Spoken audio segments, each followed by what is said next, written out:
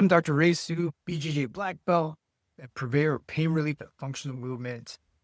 And this week, I wanted to review some of the things that I went over in previous videos in a more granular fashion, more of a summary on BJJ and injuries and what the research has said. Now, those of us that have been training and on the mat, it turns out there are approximately about 81% of us will experience injury of some sort in one way, shape, or form over a year's time. Over 79% of those injuries, though, happen in training and rolling, not in competition. Only about 10%, all those injuries happen in competition. And it's very different from any of the other combat sports, like boxing, karate, judo, MMA, or wrestling.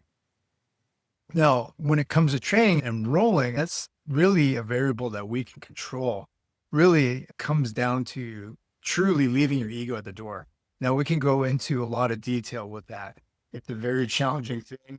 And those of you who are just starting your journey in jiu-jitsu, it's probably one of the hardest things you'll have to understand, be comfortable with, overcome to truly enjoy jiu-jitsu and also to progress along the way. So that with that really comes with a couple of things: tapping early, tapping often, and really not letting your ego, that little voice in your mind in mid rolls, no, we're not gonna tap to this. Now, there's a time and place for that. If you're competing or you're training to compete, there might be times where you can really try and hold on a little bit, see if you can't really escape, work a combination of escapes and see if you can't get out of a submission. Oftentimes, when it's locked in, it just makes sense to tap. In fact, in a lot of my roles with some of my teammates, they're really good. They've got me locked into something. I typically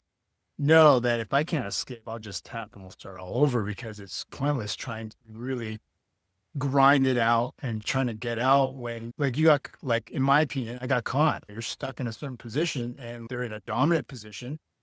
There's no point in just stalling it out. And neither one of you are getting anything out of a roll, so to speak, necessarily when that's the case. Some of the injuries that we see a lot, or that in the research, really comes down to the knee.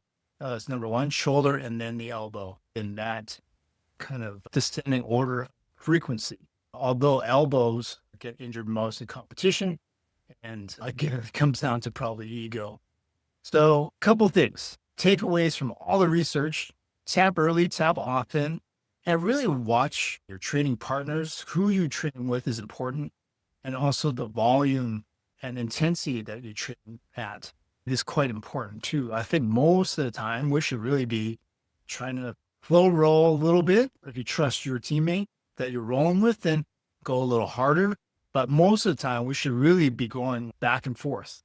And then sometimes, if you're really training to compete, it's okay to increase the intensity, but also watch the frequency at which you really roll at and at that intensity. So there you have it. Tap often, tap frequently, and really watch how you roll, who you roll with, intensity that you roll with. That will mitigate a ton of the injuries that we see in jiu-jitsu.